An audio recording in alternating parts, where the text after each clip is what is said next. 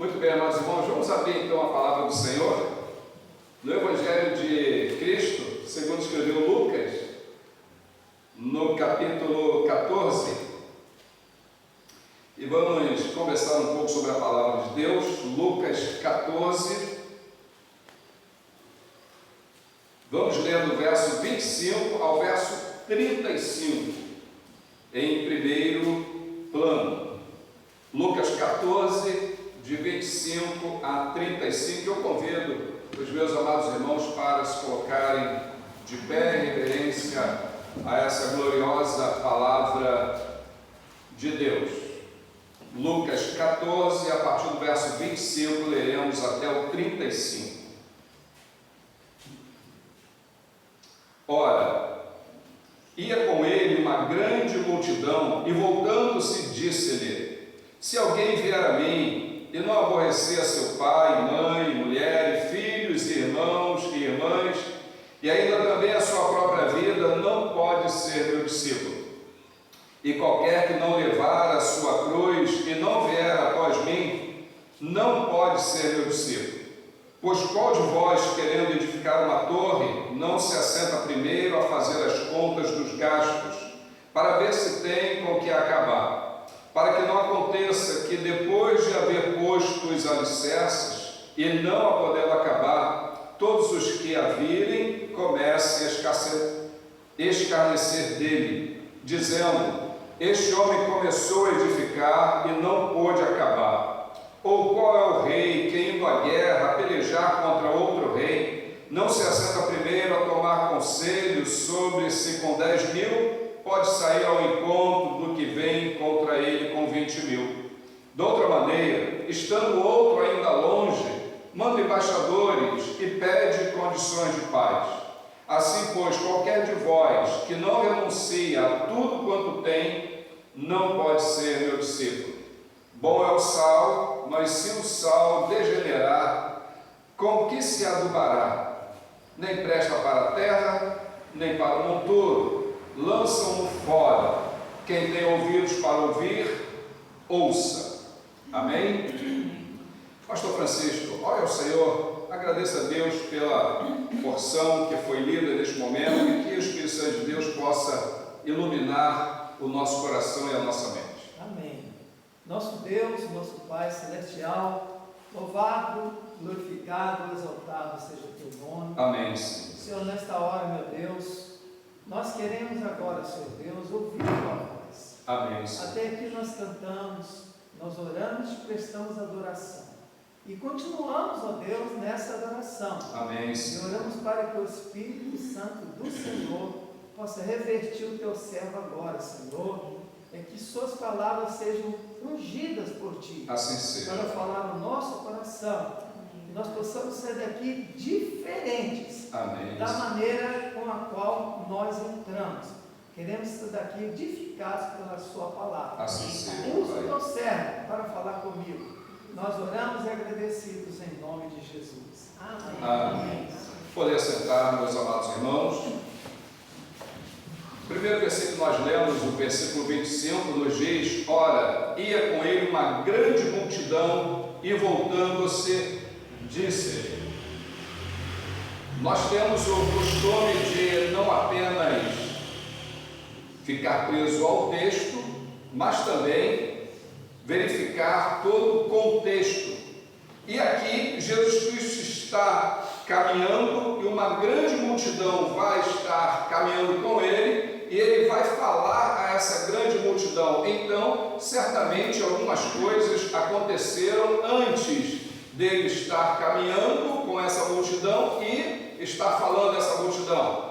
E não podemos deixar, amados irmãos, de falar sobre o que aconteceu a partir do primeiro versículo do capítulo 14, porque aqui começa todo esse contexto. Porque Jesus, ele vira para a multidão e fala com a multidão, e ele fala aqui 3 vezes que esse que pratica isso, ou pratica aquilo, ou não pratica aquilo, não pode ser meu discípulo. Capítulo 14, a partir do verso 1 até o verso 6, Jesus entrou na casa de um dos principais dos fariseus. E quando quando Jesus entra naquela casa, os fariseus ficam observando Jesus. Jesus era alguém que, onde ele estava, as pessoas queriam observar o que ele estava fazendo, prestar atenção naquilo que ele estava falando, aquilo que ele estava ensinando. E os fariseus, principalmente, porque os fariseus, principalmente os doutores da lei dessa época, estão sempre querendo pegar Jesus em alguma falha, alguma falta. Eles estão sempre querendo imprensar Jesus Cristo contra a parede para pegar falhas em Jesus. E nesse momento é interessante que havia ali um homem, o versículo 2 vai dizer que ele era hidrópico. Uma pessoa hidrópica é uma pessoa que tem acúmulo de líquido no corpo, né? Hoje popularmente chamado de barriga d'água. Você já ouviu esse termo? Então esse homem, ele tinha essa doença, e Jesus toma a palavra, e ele diz, ele pergunta àqueles doutores da lei, os fariseus: é lícito curar no sábado? Jesus está provocando aqueles homens. Era o sábado e a lei de Moisés dizia que no sábado não se podia fazer absolutamente nada. E é aqui exatamente que Jesus vai falar: é lícito curar no sábado? O versículo 4 vai dizer que eles se calaram. Eles não responderam coisa alguma. E o Senhor então tomou aquele homem, curou aquele homem e despediu. Aqueles homens continuam quietos. E Jesus fala: prestem atenção. Se um boi de vocês, um animal de vocês, cair num buraco, vocês não tiram ele logo? Então aqui nós podemos entender que o Senhor Jesus está sondando os corações daqueles homens, porque aqueles homens, embora não tenham falado nada, mas no coração deles, sendo eles fariseus, doutores da lei, eles logo estão julgando Jesus por ter curado no sábado. E o versículo 6 diz que nada podiam replicar sobre isso. Ou seja, Jesus curou aquele homem, Jesus confrontou aqueles doutores da lei, mas eles tiveram que se calar, por causa da autoridade do Senhor Jesus. E Jesus então vai falar sobre a parábola dos primeiros assentos. E nessa parábola ele está dizendo: olha, se você for convidado a ir em uma festa, você não sente nos primeiros lugares, sente mais lá atrás, porque você sentando lá atrás, o dono da festa vai lá e vai falar: amigo, você é uma pessoa ilustre, você é uma pessoa importante, venha até a frente e sente no lugar de destaque. Porque se você sentar lá na frente, pode chegar alguém mais ilustre do que você, e o dono da festa vai e fala: olha, eu sinto muito, você vai ter que passar lá para trás, porque chegou alguém mais ilustre. Então Jesus, nesse mesmo contexto, está falando sobre esta parábola, e ele está falando: nós precisamos ter humildade quando nós estivermos sendo convidados a uma festa. E dentro desse assunto de festa, Jesus vai falar sobre a parábola da grande ceia. E aí é que, a partir dessa parábola, ele vai falar sobre o que acontece aqui na parábola acerca da providência. Porque na parábola da grande ceia, eles estão ouvindo isso, o verso 15 nos dá conta disso, diz: e ouvindo isto, um dos que estavam com ele à mesa, lembramos que ele estava na casa de um fariseu, um homem importante, e um dos que estava à mesa com ele, depois dele falar sobre ser convidado e estar num lugar mais lá atrás, esse homem diz assim: bem-aventurado que comer pão no reino de Deus. Interessante que esse homem ele vai destacar isso: olha, feliz é aquele que comer pão no reino de Deus. Ele está começando a entender que existe um reino, existe uma festa para acontecer, e nessa festa aqueles que puderem estar ali serão felizes. E Jesus então vai contar essa parábola. Ele diz: um certo homem fez uma grande ceia e convidou muitos homens foram convidados para aquela ceia. E quando chegou a hora da ceia, ele mandou seu servo dizer aos convidados: vinde, que está tudo preparado, venham para a festa. Imagine uma grande festa, e aí está tudo preparado, os convidados já estão certos, o servo vai e fala: venham, está tudo preparado para a grande ceia. E então o verso 18 diz: todos a uma começaram a excusar-se. Ou seja, todos que foram convidados começaram a excusar-se, dizendo: olha, eu não vou poder ir, o outro também eu não vou, o outro diz: eu não vou. O texto diz que o primeiro, no verso 18, diz: comprei um campo, e importa ir vê-lo, então eu rogo-te que me haja por excusado. Eu comprei um campo, e é mais importante eu ir ver o campo que eu comprei, eu estar no campo que eu comprei, que eu adquiri. Esse homem aqui comprou, ele não roubou. Esse homem aqui é um homem digno, um homem trabalhador. Ele foi lá e comprou e disse: olha, eu tenho que ir lá, e eu não posso ir a essa ceia. Esse foi o primeiro. O outro, verso 19, diz: comprei 5 juntas de boi e vou experimentá-los, rogo-te que me haja por excusado. Ou diz: olha, eu comprei 5 juntas de boi, eu preciso ir lá para experimentar as juntas de boi, eu tenho que arar a terra, eu daqui a pouco vou plantar, e eu peço que me tenha por excusado. Eu não estou fazendo pouco caso da ceia, né, dessa grande festa, mas eu tenho algo mais importante, que é cuidar dos meus negócios. E o terceiro diz: casei e, portanto, não posso ir. Esse aqui foi taxativo. Eu casei e, portanto, não posso ir. Ou seja, veja bem, eu acabei de casar, eu agora preciso estar com a minha esposa, eu preciso cuidar da minha esposa, eu preciso passar um tempo com a minha esposa, eu preciso fazer agora alguns planos para a vida conjugal. Então, eu não posso ir a essa festa, a essa boda. E voltando, aquele servo anunciou estas coisas ao seu senhor. Então o pai de família, indignado, disse ao seu servo: sai depressa pelas ruas e bairros da cidade e traze aqui os pobres, aleijados, mancos e cegos. Olha, sai e traga todos que você encontrar, aqueles que não têm o que comer, aqueles que estão desprezados, aqueles que estão em uma situação de rua, traga todos esses. E o verso 22 disse: o servo: Senhor, feito está, como mandaste, e ainda há lugar. Olha, nós saímos já acordamos, já trouxemos todos aqueles que não foram convidados da primeira vez, aqueles que não eram dignos de estar nessa festa, mas olha, eles vieram, mas ainda há lugar. No reino de Deus, amados irmãos, ainda há lugar. Enquanto nós estivermos vivendo esse tempo, no tempo da graça, enquanto Jesus Cristo não voltar, enquanto a trombeta não soar, há lugar. Há tempo que o Senhor está chamando todas as pessoas.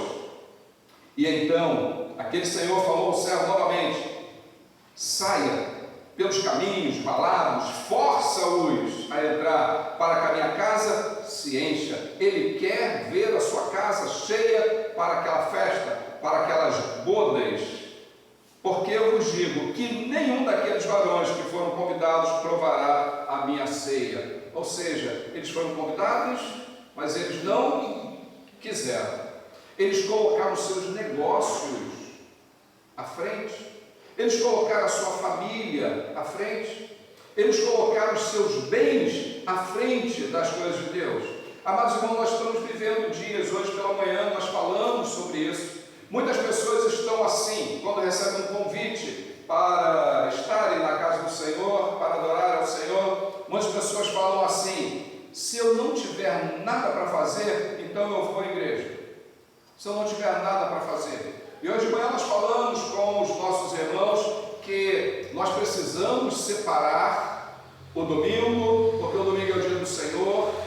Eu preciso deixar muitas coisas que eu quero fazer no domingo para um outro dia, para estar na casa do Senhor, ou então eu preciso deixar para fazer quando eu voltar da casa do Senhor, para estar aqui adorando ao Senhor domingo de manhã, para estarmos domingo à noite, para estarmos na quinta-feira à noite. Nós precisamos fazer a nossa agenda para que nós possamos estar na casa do Senhor. E muitas pessoas estão deixando de congregar. Estamos passando dias difíceis, porque as pessoas estão deixando de congregar. Muitos estão achando que podem ser cristãos na sua própria casa, podem estar assistindo uma mensagem na televisão, e aí a bem verdade é que estão comendo palha pela televisão. Não estão comendo uma comida que possa realmente satisfazer a alma. Então, a partir daí, Jesus Cristo contando essa parábola da grande ceia, é que ele vai se voltar para aquela multidão. Até aqui as pessoas estão ali ouvindo Jesus, e agora ele vai se virar para aquela grande multidão e vai dizer: se alguém vier a mim e não aborrecer seu pai, a mãe, e mulher, e filhos, irmãos, irmãs, e ainda também a sua própria vida, não pode ser meu discípulo. A primeira vez que o Senhor Jesus fala nesse texto, não pode ser meu discípulo, e o tema hoje é exatamente esse: quem não pode ser discípulo de Jesus? Mas para nós entendermos quem não pode ser discípulo de Jesus, nós precisamos entender o que é ser discípulo. O que significa a palavra discípulo? Discípulo significa aluno. Aluno é aquele que está aprendendo com seu mestre, é aquele que está andando nas pegadas do seu mestre, é aquele que está vendo o que o seu mestre faz, aquele que está ouvindo o que o seu mestre está falando, ensinando, e ele vai aprendendo, ele vai reproduzindo isso. A história conta que em Israel, os grandes rabinos saíam à frente, e os meninos que estavam ali aprendendo já desde pequenininhos iam em fila atrás do rabino, e a história diz que a poeira que ia subindo do chão, porque era terra, então os rabinos, os mestres, iam andando, a poeira ia subindo, e as crianças que iam atrás, aprendendo, ouvindo dos rabinos, ficavam também empoeiradas. Ou seja, elas andavam nos passos de Jesus. Jesus muitas vezes falou que nós precisamos segui-lo. Muitas vezes Jesus falou, outra vez Jesus diz: aquele que quiser vir após mim, negue-se a si mesmo, tome cada dia a sua cruz e siga-me. Jesus Cristo vai dizer que aquele que me segue, ele diz: eu sou a luz do mundo, e aquele que me segue não andará em trevas, mas terá a luz da vida. Jesus está falando: se alguém vier a mim. Amados irmãos, a bem verdade é que para ser discípulo de Jesus, nós precisamos ir até Jesus, nós precisamos aprender de Jesus. Hoje de manhã nós falamos muito sobre esse assunto, quando Jesus Cristo vai nos ensinar que aquele que ouve as minhas palavras e as observa, então não é apenas ouvir, mas observar. Observar significa guardar e praticar a palavra do Senhor. Ele vai falar: esse é o que me ama, e se ele me ama, ele será amado de meu Pai, e eu voltarei para ele. Então a Bíblia está nos ensinando que nós devemos seguir ao Senhor Jesus, andar com Jesus, a despeito, amados irmãos, das nossas dificuldades, porque muitas vezes nós estamos colocando as nossas dificuldades no lugar de seguir ao Senhor Jesus. Muitas vezes nós estamos achando que nós já estamos tão certinhos, que nós já aceitamos Jesus como Salvador e que não falta mais nada para nós. Nos nossos dias, amados irmãos, muitas pessoas estão indo para as igrejas achando que seguir ao Senhor Jesus é ir para a igreja em busca de milagres, ir para as igrejas em busca de vitória, ir para as igrejas em busca de bens materiais. E talvez alguém pergunte: pastor, o senhor é contra milagres? O senhor vai falar: não. O senhor é contra a vitória? Também não. O senhor é contra adquirir bens? Também não. Isso tudo a Bíblia diz que Deus vai acrescentar a nós. Mas quando nós vamos para a igreja, amados irmãos, nós vamos para adorar ao Senhor. E muitas pessoas estão em busca apenas de algumas coisas para satisfazerem as suas necessidades pontuais. Isso não é seguir ao Senhor Jesus. Não é em busca de milagres, não é em busca de vitória, não é em busca de realização que eu estou servindo ao Senhor Jesus. Muito pelo contrário, Jesus Cristo diz que neste mundo nós teremos aflições, e para seguir ao Senhor Jesus, e ao seguir ao Senhor Jesus, nós teremos muitas lutas, dificuldades, muitas aflições. Jesus diz que aquele que vier a mim não aborrecer pai, mãe, irmãos, filhos. E eu fico pensando, até hoje de manhã nós falamos um pouco sobre isso também, e falei uma coisa interessante para a irmã Lenira, primeiro é Deus, depois a família, depois a igreja. E eu falei, olha, se necessário for, eu deixo a igreja por causa da minha família, porque está acima, está mais importante. E aí, a gente precisa deixar muitas vezes pai, mãe, irmãos, filhos, por causa do Senhor. O que Jesus Cristo está falando aqui? Jesus Cristo está falando que ao aceitá-lo como Senhor e Salvador, ao seguirmos ao Senhor, nós vamos aborrecer muito dos nossos familiares.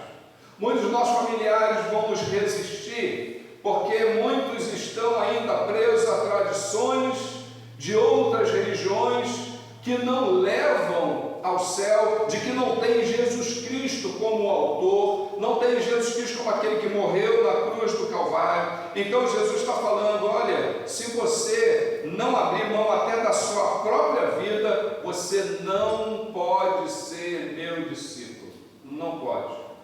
Amados irmãos, Jesus Cristo está deixando claro aqui que Ele é muito mais importante do que qualquer familiar nosso. Jesus é mais importante para mim do que a minha esposa, do que o meu filho que está sentado ali, do que a minha nora que está ali, do que as minhas netas que estão ali dentro. Jesus é mais importante. E se algum dia eu tiver que deixar a família por causa de Jesus, eu preciso deixar a família. É isso que Jesus está falando.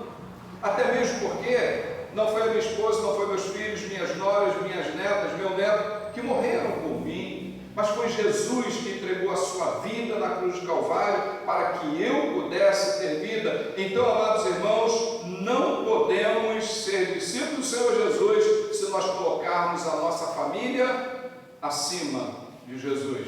Primeiro é Deus, primeiro é Jesus, primeiro é o Espírito de Deus, e a família então vem depois. E quando a gente faz isso, Deus certamente vai abençoar as nossas vidas e abençoar a nossa família. Ele vai nos dar condições até mesmo de nós ganharmos a nossa família para o Senhor. Alguns pensam que ser discípulo do Senhor Jesus é cumprir algumas obrigações religiosas.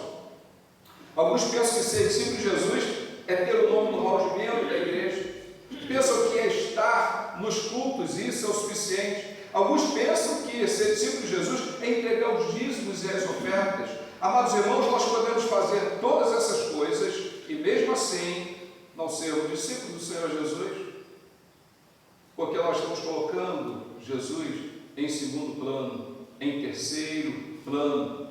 É possível que leiamos a Bíblia até de Gênesis a Apocalipse e ainda não ser discípulo de Jesus.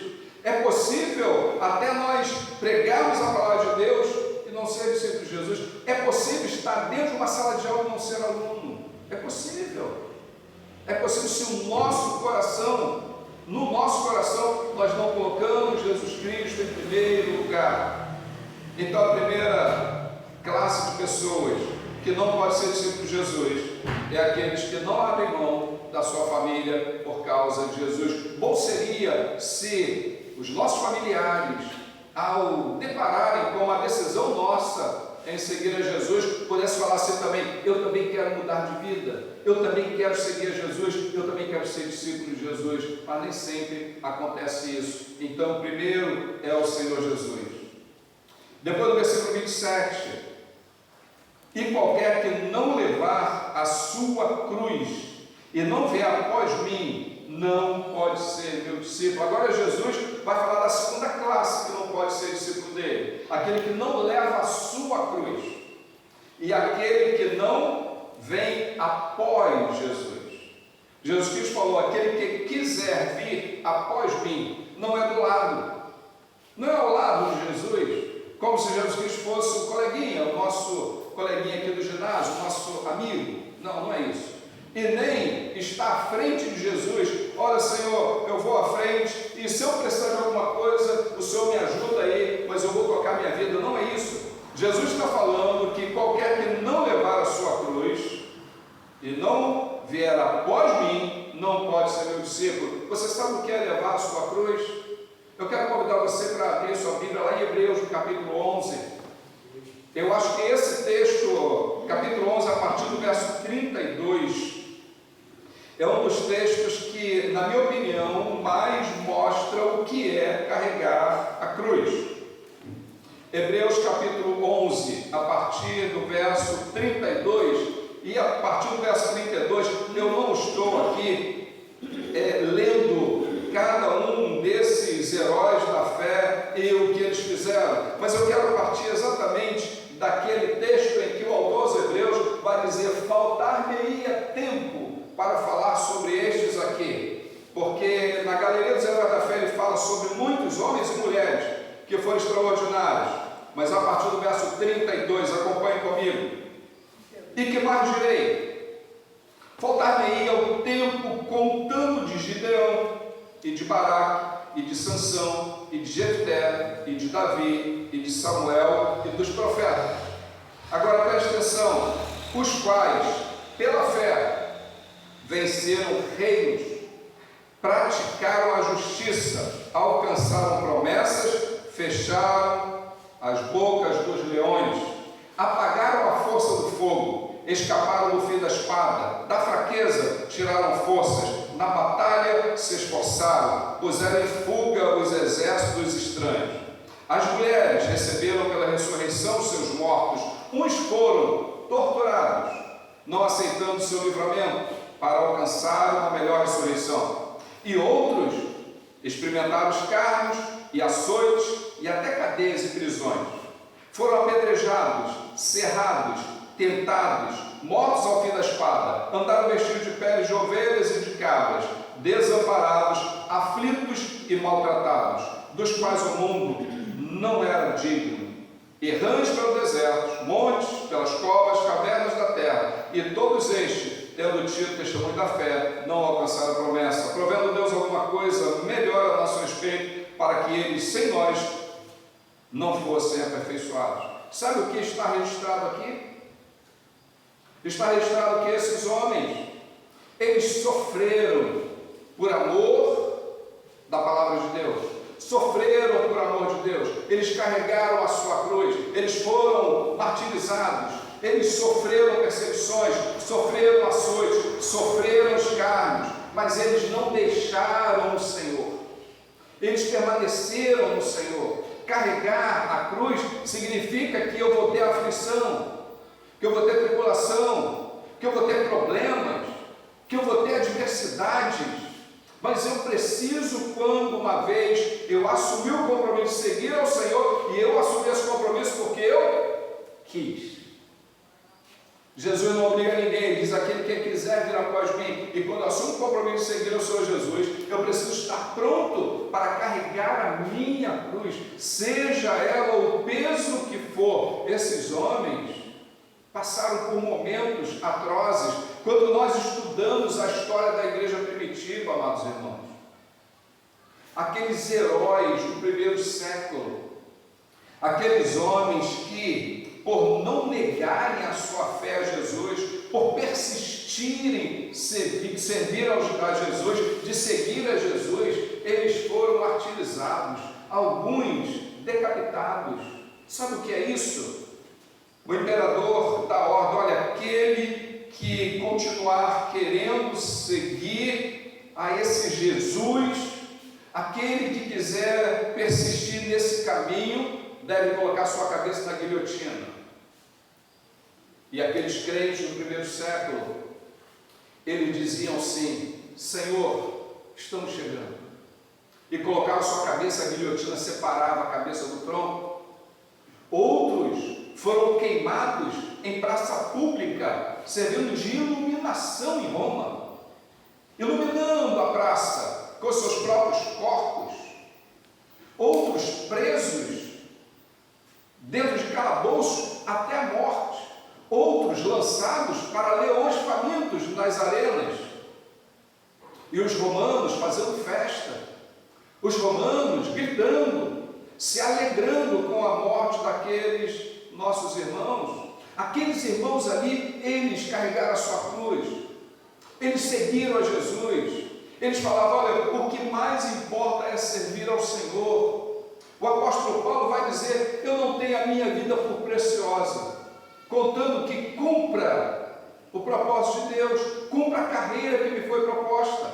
O apóstolo Paulo dizia: o viver para mim é Cristo e o morrer é lucro. Isso é carregar a cruz. Nós estamos vivendo dias que por qualquer coisa, por coisas mínimas, irmãos nossos estão falando assim: eu não sabia que era tão difícil ser crente, esse negócio de igreja. Muitos estão deixando o Senhor por muito pouco. E aqueles irmãos do passado, eles não deixaram o Senhor por nada. Eles tinham verdadeiramente o Senhor Jesus como seu Senhor, como seu Salvador, e nada importava para eles senão servir a Cristo. Eles se escondiam dentro de cavernas para poder adorar a Deus.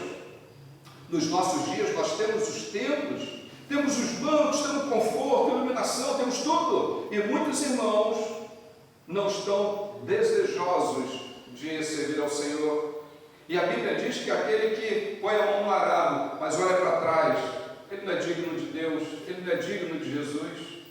Não podemos olhar para trás. Aquele que quiser vir após mim, negue-se a si mesmo. Abra mão, muitas vezes, do seu conforto. Abra mão, muitas vezes, até do seu emprego. Se o seu emprego te leva a pecar, se você é confrontado no seu emprego por você ser uma pessoa correta, honesta, abra mão disso, porque o Senhor te dará muito mais. Mas sirva ao Senhor com alegria, sirva ao Senhor carregando a sua cruz, e não importa o peso, não importa o que você tem que passar. Eu tenho certeza que nos nossos dias, se nós voltássemos, e talvez isso aconteça ainda, porque nós vamos passar por tribulações terríveis. Aqueles que estiverem vivos ainda até o momento da grande tribulação, nós vamos passar por momentos terríveis, e eu tenho certeza que a igreja vai estar sim adorando ao Senhor. E vão chegar homens na porta e vão falar: olha, vocês têm duas opções. Uma é continuar servindo a esse Jesus. É assim que vão falar. Vocês podem continuar servindo ao Senhor Jesus, mas vocês serão mortos. Ou então, olha só, a porta está aberta, aquele que renunciar pode sair, está livre. Eu tenho certeza que muitos vão falar: tá bom, eu vou sair, e vai sair pela porta, e vai embora, para que não morra, para que não perca a sua vida, essa vida aqui, que a Bíblia diz que nós devemos temer a Deus, que tem poder para matar o homem, e ainda lançar sua alma no inferno. Muitos crentes nos nossos dias estão tão fraquinhos que não conseguem suportar absolutamente nada. Às vezes uma mensagem que o pastor prega, uma mensagem. Há um tempo atrás veio uma pessoa, vou repetir essa história porque tem irmãos aqui que não a ouviram. E essa pessoa veio ao culto, o templo, nós estávamos congregando no templo lá em cima ainda, e essa pessoa se sentou e ouviu todo o estudo, e quando saiu, eu dei uma carona para essa pessoa até a cidade. Dentro do carro ali, essa pessoa falava assim: pastor, eu preciso de ajuda. E eu falei: tá bom, eu vou te ajudar. Eu preciso que o pastor me oriente. Eu falei: eu vou te orientar, eu quero te ajudar. E a gente ficou acertado assim. No dia seguinte, ele falou para um irmão que eu trouxe ao templo. Ele falou: olha, meu estômago não está preparado para esse alimento forte que eu recebi lá, não está preparado. Eu não aguento essa comida tão forte, porque essa pessoa estava totalmente fora do Evangelho, mas dentro de uma igreja, como membro de uma igreja, fazendo tudo errado lá fora, e até cantava no coral. E quando recebeu uma palavra de Deus, dizendo que o cristão não pode viver de qualquer maneira, ele falou: essa palavra é muito forte, eu não tenho estômago para ela.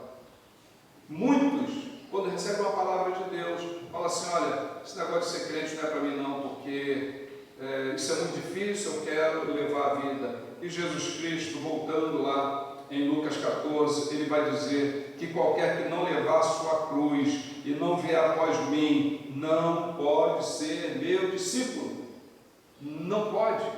Se você quiser ser discípulo de Jesus, tem que colocar Jesus em primeiro lugar. Se você quiser ser discípulo de Jesus, você deve renunciar a tudo, tomar sua cruz e seguir ao Senhor Jesus. E aí ele vai colocar aqui o custo. Ou seja, existe um custo para servir o Senhor? Existe. E ele vai fazer uma analogia aqui para servi-lo. Verso 28 de Lucas 14. Pois qual de vós, querendo edificar uma torre, não se assenta primeiro a fazer as contas dos gastos, para ver se tem com que acabar? Porém, em muitas igrejas, não se explica o que é ser discípulo, o que é seguir ao Senhor Jesus. Em muitas igrejas está falando exatamente o seguinte: se você levantar a mão, você está salvo. Basta levantar a mão, você está salvo. E Deus vai resolver todos os seus problemas. Não ensina a fazer as contas. Jesus Cristo está falando aqui de contas, de negar a si mesmo, tomar a cruz e segui-lo. Há um custo a pagar.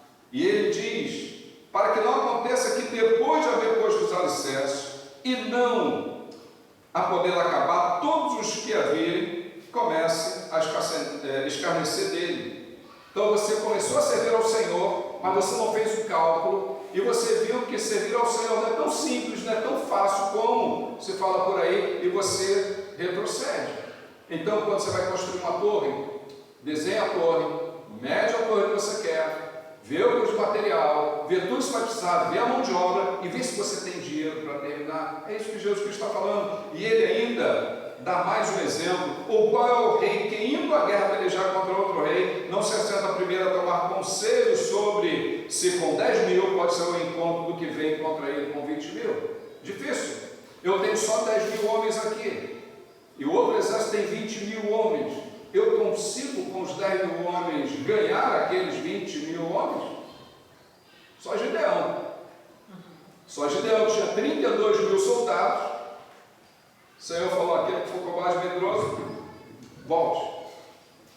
Faz o teste agora do cão bebendo água no riacho. E aí a primeira leva, a segunda leva, e ficou com quanto? 300 homens. E com 300 pensou os midianitas. Deus fez isso para quê? Para que Gideão pudesse entender que a força não vem dele, não vem do exército, mas a força vem do Senhor. Aqui, amados irmãos, veio o exército com 20 mil, eu estou com 10 mil, eu preciso sentar e fazer os cálculos. Eu preciso que cada soldado meu vença 2 soldados deles. E aí ele conclui dizendo, de outra maneira, estando outro ainda longe, manda embaixadores e pede condições de paz. Olha, não dá, vamos ver o que a gente consegue fazer aqui, vamos entrar num acordo, vamos ter paz. Então o Senhor Jesus está nos ensinando que nós precisamos fazer os cálculos para servir. E os cálculos, irmãos, são simples. Simples. Servir ao Senhor Jesus, eu preciso negar a mim mesmo, abrir mão de muitas coisas. Sabe aquela mala que a gente carrega e tem muitas coisas que a gente não tem necessidade? Aquele saco que a gente coloca nas costas, sai levando, tem muita coisa ali que não tem necessidade. A gente precisa ir esvaziando. A gente precisa estar olhando para a nossa família. A gente precisa estar olhando para o nosso trabalho, para que nós possamos servir ao Senhor. E aí no verso 33 ele diz: assim pois, qualquer de vós que não renuncia a tudo quanto tem, não pode ser meu discípulo. E agora a coisa complicou mais um pouco, porque Jesus Cristo está falando em renunciar tudo aquilo que você tem. A verdade é que nós queremos ser discípulos de Jesus. A verdade é que as pessoas querem ser discípulos de Jesus, mas não querem se adequar ao Senhor Jesus. Querem que Jesus se adeque a elas. Aquele homem, aquele jovem chegou para o Senhor Jesus e falou: bom mestre, o que devo fazer para herdar a vida eterna? Aí Jesus falou: quais os mandamentos? Conheço, desde a minha mocidade eu tenho guardado. Aí Jesus fala: tá bom, vai lá, dá os teus bens, vende o que você tem e dê aos pobres, e terás tesouro no céu. Aquele homem sai triste, porque ele possuía muitos bens. Ele não entendeu a mensagem da vida eterna. Ele não entendeu o que é verdadeiramente da vida eterna. Jesus está falando: você tem que abrir mão de algumas coisas. Tem que abrir mão de algumas coisas. Você não pode entrar no reino de Deus com toda essa bagagem.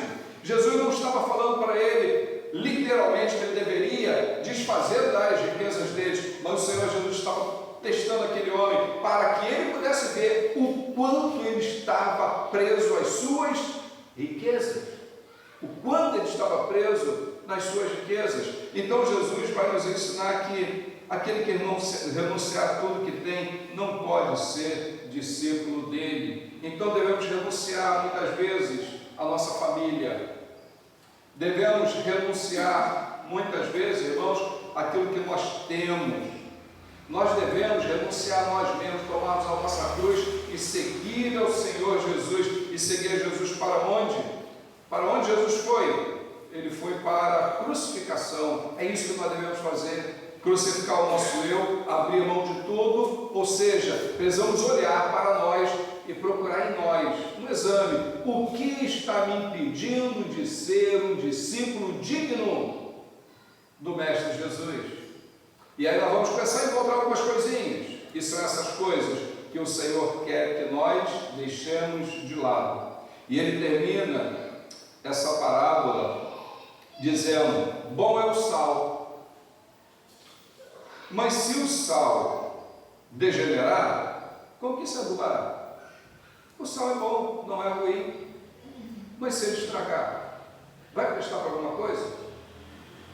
E outro texto, Jesus vai falar que ele é lançado fora e pisado pelos homens, nem presta para a terra, nem para o monturo, lançam-no fora. Quem tem ouvidos para ouvir, ouça.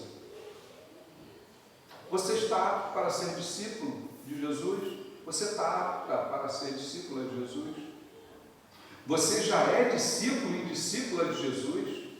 Você já tem aberto mão de algumas coisas que parece que aquilo ali é muito mais importante do que tudo mais na vida? E é exatamente isso que Jesus Cristo está falando: abra mão disso, deixe isso de lado. Você vai sofrer, você vai perder muitas coisas aqui. O discípulo pergunta ao Senhor Jesus: e o que nós ganhamos? Nós deixamos tudo para seguir ao Senhor. Mas Jesus diz: olha, não tem um sequer que tenha deixado tudo para me seguir, que já neste tempo não vai ter muito mais irmãos, muito mais casas, e no futuro a vida eterna no reino de Deus. Jesus Cristo está garantindo que quando nós deixamos, nós ganhamos. Quando nós perdemos, nós ganhamos. Jesus vai ensinar que aquele que quiser salvar a sua vida, perderá. Eu preciso perder a minha vida, eu preciso morrer, eu preciso ser crucificado com Cristo, eu preciso negar a mim mesmo para que eu possa ganhar a vida eterna com Ele. Não é fácil ser cristão, não é tão simples como estão anunciando por aí, mas com certeza é o caminho mais honroso que possa existir. Não tem, amados irmãos, nenhuma função, nenhum cargo, nenhum título que seja maior do que o título de servo do Senhor Jesus, de discípulo do Senhor Jesus.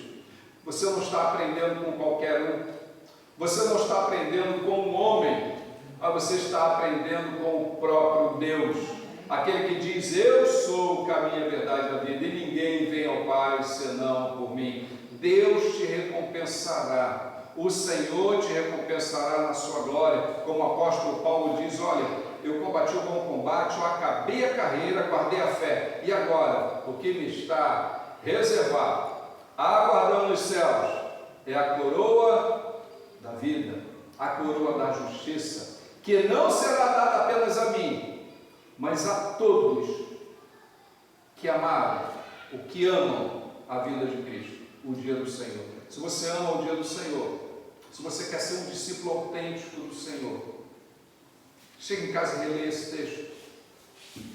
Examine-se o que está atrapalhando a sua vida para que você seja um discípulo mais próximo de Jesus.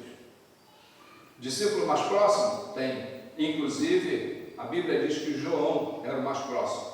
A Bíblia diz que Pedro, Tiago e João eram os mais próximos, mas João, ele reclinava a cabeça no ombro de Jesus.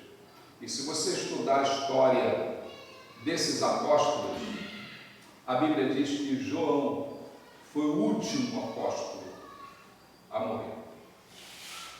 Aquele que pôde escrever tudo aquilo que ele viu e ouviu das coisas futuras, que está no livro de Apocalipse.